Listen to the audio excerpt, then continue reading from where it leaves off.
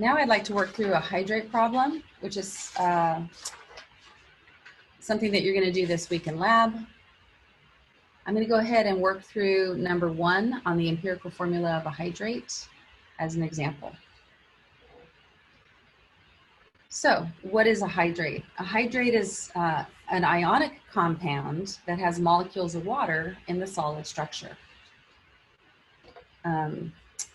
So it's a solid that you could put in a crucible. And when you heat the crucible, you drive off the water and you have the anhydrous, or the without water solid, left behind. Those are the kind of, that's the kind of data that you're going to get in lab this week. So the information for problem 1 says that we have a sample that is 2.5543 grams of a magnesium sulfate hydrate. So the way I'm going to write it is magnesium sulfate is the ionic compound. I put a dot here for hydrates. This is contained in Dr. Porter's lab video this week, but also there's a page on this in the nomenclature packet from several weeks ago. I don't know how many waters. The goal of this lab is to figure out how many waters per formula unit, but I do know the formula for water is H2O. And then it says it contains 1.306 grams of water. Now, how would we know that?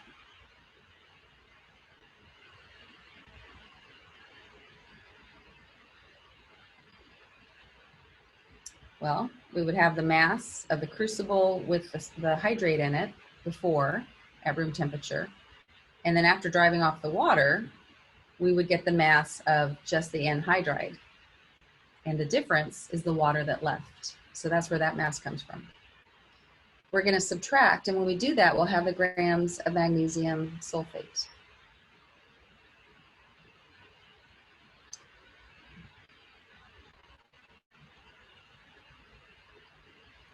So now I have my starting amounts. When we did empirical formula last week with ionic compounds, we broke things down to the metal and the non-metal, these atoms and those atoms. But for hydrates, we're going to keep the ionic compound together, and we're going to have the water together, and we're going to look for a ratio of water to salt. Ionic compounds are called salts. So what I need to get is the moles of the salt. In this case, it's magnesium sulfate. And I'm going to divide it into the moles of water, because this number here is going to be 1 or something greater than 1. There's going to be more water than salt. So in this case, water always goes on the top. But I'm not going to break it down to magnesium and sulfate or hydrogen and oxygen.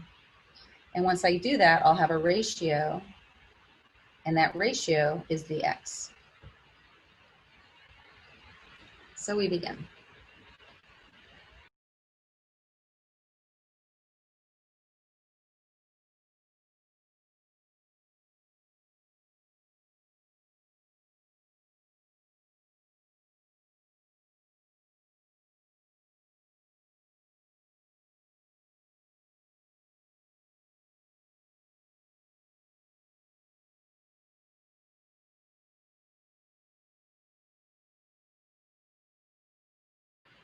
To name this, I would follow what the instructions given on the hydrate page in the nomenclature packet, or the instructions given by Dr. Porter in the video this week.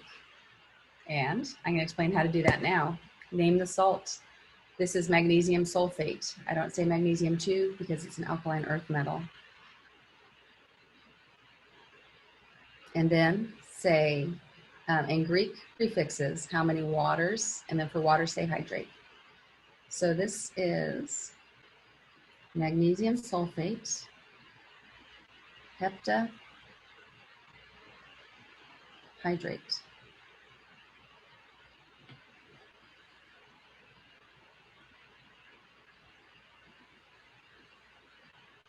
Just takes practice. That's why we have the homework assignments.